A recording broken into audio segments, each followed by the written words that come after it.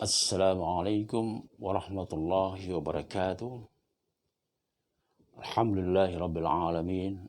Hamdan yuafi ni'amahu wa yukafi mazidah. Ya Rabbana lakal hamdu kama yanbaghi li jalali wajhikal karim wa azimi sultanik. Subhanaka la nuhsi sana'an 'alaika anta kama asnaita 'ala nafsik. Falakal hamdu hatta tarda wa lakal hamdu idza radita wa lakal hamdu ba'da ridha. Usabbihuka subhanallah wa ahmaduka alhamdulillah. عدد تسبيح وتحميد السماوات السبع والأرض ومن فيهن إنك حليم غفور سبحك سبحان الله وأحمدك الحمد لله عدد تسبيح وتحميد ملائكتك الطائفين بالبيت المعمور إنك حميد مجيد سبحك سبحان الله وأحمدك الحمد لله عدد تسبيح وتحميد حملة عرشك ومن حوله إنك أنت العزيز الحكيم جماعة online mustami'in al-kiram rahimakumullah, muslimin dan muslimat, mukminin dan mukminat di mana saja antum berada. Pada sesi kedua ini kita akan angkat masih tentang berhubungan dengan Nabi Musa alaihi salam. Jadi banyak hal dari episode panjang Musa alaihi salam yang kita bisa angkat untuk menjadi pelajaran. Bicara tentang Musa itu berarti bicara tentang dua hal. Pertama, bagaimana Musa menghadapi Firaun, ya, penguasa tirani dari Mesir. Kemudian bagaimana Musa menghadapi kaumnya sendiri, Bani Israel. Jadi ketika Quran bicara tentang Musa, maka konteksnya selalu ada dua. Menghadapi Firaun dan menghadapi kaumnya sendiri, Bani Israel, yang selalu membangkang dan susah diatur. Itu watak Bani Israel. Dalam ayat-ayat Al-Quran banyak sekali ayat-ayat yang menelanjangi watak-watak daripada Bani Israel. Kita lihat. Musa dilahirkan dalam situasi yang sangat mencekam dan menakutkan karena pada saat itu Firaun bermimpi, ya, bahwa kekuasaannya yang dia pertahankan dan banggakan selama ini akan diacak-acak, akan dihancurkan oleh seorang bayi laki-laki yang akan lahir. Ya. Nah, lalu keluarlah perintah dari Firaun untuk menghabisi semua anak laki-laki dari Bani Israel. Ya, Bani Israel adalah kaum yang tinggal di Mesir dan mereka adalah pendatang di negeri tersebut yang dulu dibawa masuk oleh Nabiullah Yusuf alaihi salam. Nah, Firaun memerintahkan untuk sebuah bayi laki-laki dibunuh. Lalu kita lihat. Dalam situasi yang mencekam tersebut, Allah berfirman kepada Ummi Musa, A'udzu billahi samil alim minasyaitonir rajim wa auhayna ila ummi Musa. Ya, surat Al-Qasas, dan kami wahyukan di sini bermakna kami ilhamkan, dan kami ilhamkan kepada ibundanya Musa. Apa ilhamnya? An ardi'ihi, susukan bayimu. Ya, susukan bayimu. Fa idza khifti alaihi fa'alqihi fil yam. Kalau kamu khawatir terhadap bayimu, maka alqihi, hanyutkan dia, ya, hanyutkan dia di al-yam, sungai Nil. Jadi sungai Nil lagi membludak itu, makanya disebut al-yam. Kita lihat dalam ayat ini, ayat yang pendek tapi padat makna, ya, padat makna dan padat hikmah. Yang dari makna-makna itulah kita belajar. Ya, karena sekali lagi saya ulangi, kisah-kisah dalam Al-Quran itu disampaikan dalam rangka i'tibar. Fa'tabiru ya ulil absar. Ambillah pelajaran wahai mereka yang punya mata hati, pandangan batin.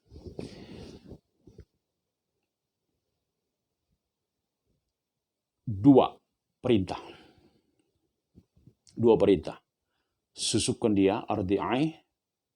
Kalau kamu takut, alqih. Hanyutkan dia. Ada dua perintah. Amrani, disebut amrani. Lalu, kita bisa bayangkan. Seorang ibu diperintah untuk menghanyutkan bayi merahnya. Apa yang akan terjadi? Betapa beratnya bagi seorang ibu harus berpisah, bahkan menghanyutkan di sungai. Itu sebuah ilham, sebuah perintah yang sangat berat dirasakan oleh ibundanya Nabi Musa. Kita bayangkan naluri seorang ibu terhadap anaknya. Dia akan pertahankan, dia akan lakukan segalanya untuk membela, mempertahankan bayinya. Tapi perintah langit hanyutkan. Ini yang dikatakan dalam istilah ulama dengan syar'un rabbani berhadapan dengan tab'un insani. Syar'un rabbani, kebijakan dan keputusan rabbani, ya, langit hanyutkan. Itu kebijakan langit.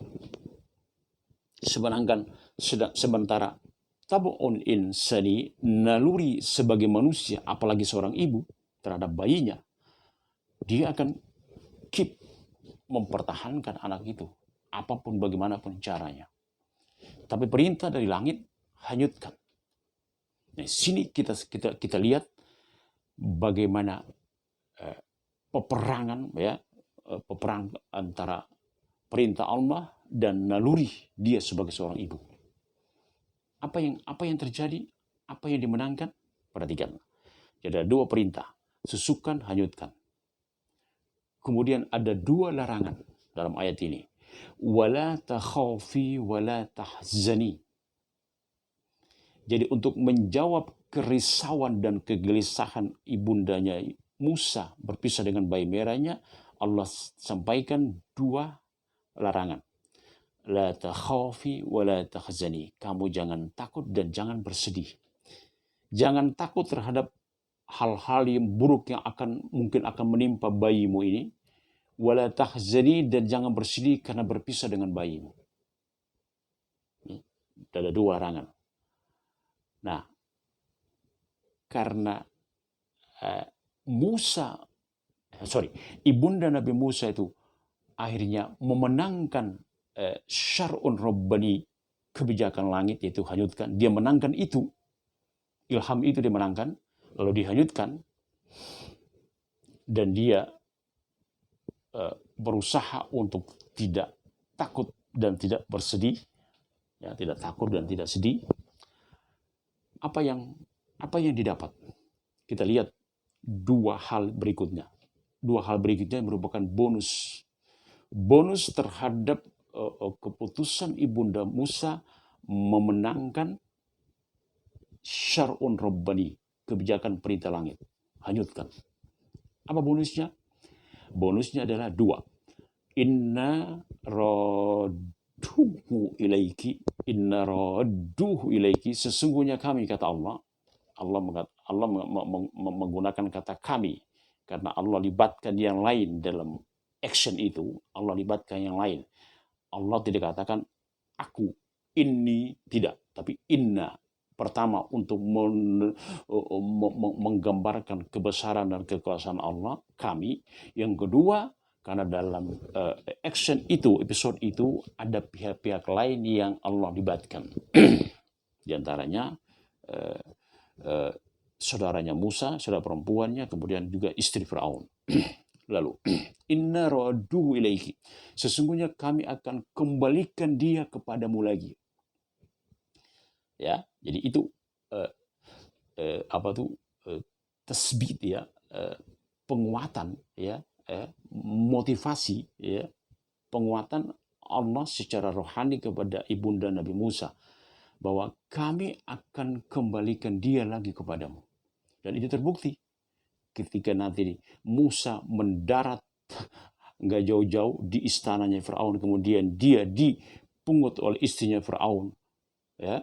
Kemudian ketika dia kehausan, dia menolak semua maradi, dia menolak semua ibu-ibu yang menyusukan dia. Lalu datanglah saudara perempuan Nabi Musa menunjukkan ada orang yang bisa menyusukan bayi itu, dan orang itu ternyata adalah ibunya sendiri, ya, ibunya Nabi Musa.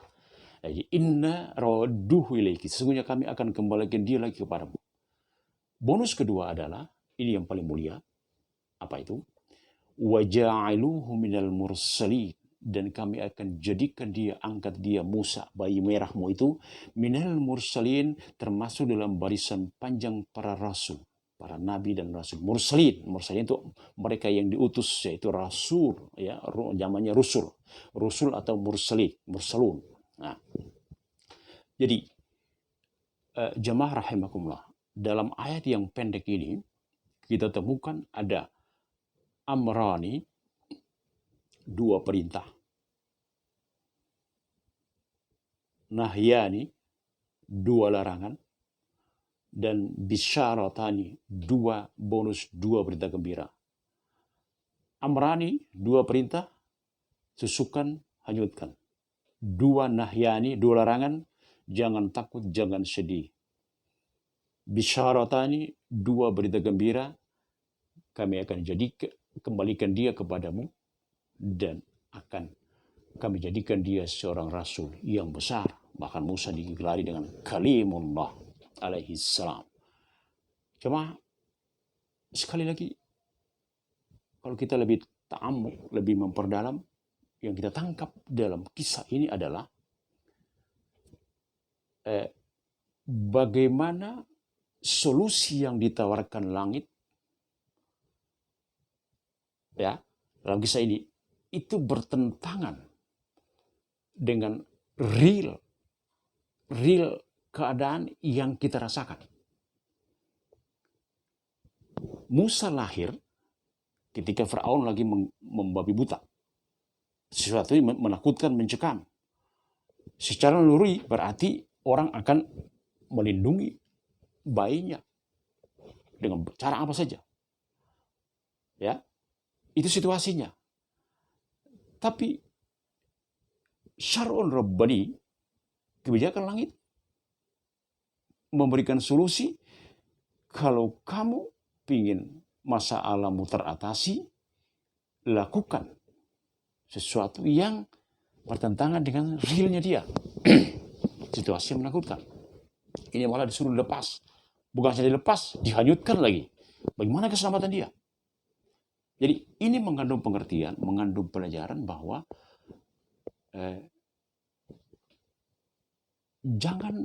jangan membayangkan bahwa solusi terhadap suatu masalah yang kita hadapi itu adalah solusinya adalah menurut apa yang kita mau. Ini poinnya. Jangan meranggapan bahwa solusi terhadap situasi masalah yang mencekam yang kita hadapi itu sesuai dengan apa yang kita mau. Tidak. Justru yang Allah sodorkan apa yang bertentangan dengan hati nurani, hanyutkan. Itu poin satu. Poin yang kedua, ternyata ibunda Nabi Musa memenangkan syar'un rabbani, kebijakan langit, dibandingkan dengan tab'un insani, dorongan,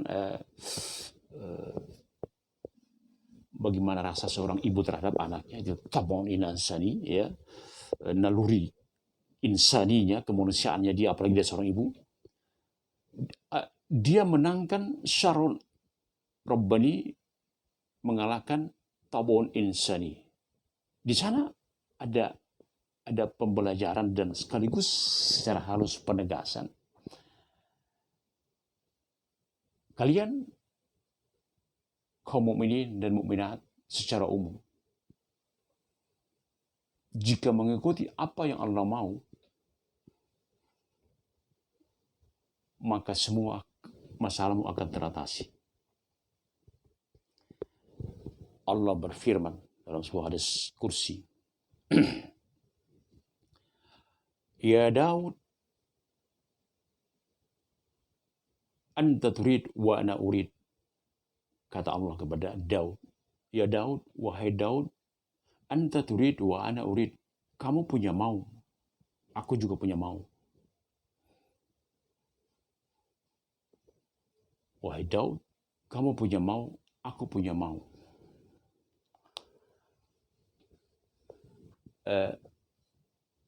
Faida amilta, kalau kamu lakukan apa yang kamu mau, kata Allah kepada Daud, ad'abtuka fima turid. Kalau kamu mau saja melakukan apa yang kamu mau, bukan apa yang aku mau, ad'abtuka fima turid, ad'aba yud'ibu, aku membuat kamu capek mengejar apa yang kamu mau. Tab'un insani, syar'un rabbani dengan tab'un insani. Kamu mau, aku mau. Kalau kamu lakukan apa yang kamu mau, aku akan jadikan kamu capek mengejar apa yang kamu mau. Wa illa, sebaliknya, jika kamu mengikuti apa yang aku mau, kata Allah, maka aku akan anugerahkan kepada kamu semua yang kamu mau. A'taituka fima turid, kullama turid. A'taituka, aku akan berikan, anugerahkan kepadamu semua yang kamu mau. Jika kamu mengikuti apa yang aku mau, aku akan berikan semua yang kamu mau. Tapi sebaliknya, jika kamu tidak mau melakukan apa yang aku mau, maka aku akan jadikan dirimu at'abtuka, aku jadikan dirimu capek mengejar apa yang kamu mau. Ada isyarat di sana. Apa yang Allah mau, apa yang kita mau.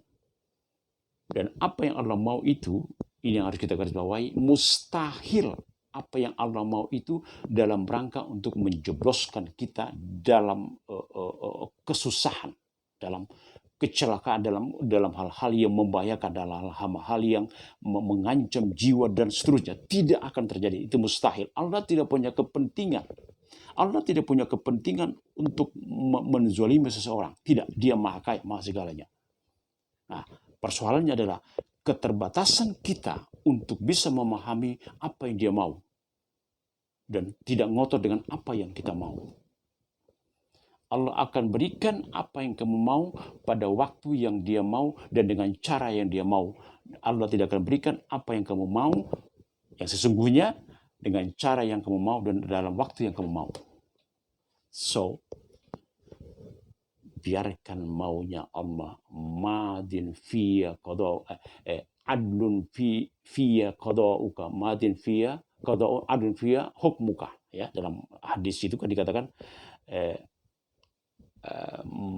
madin fiya qada'uk, adlun fiya hukmuk.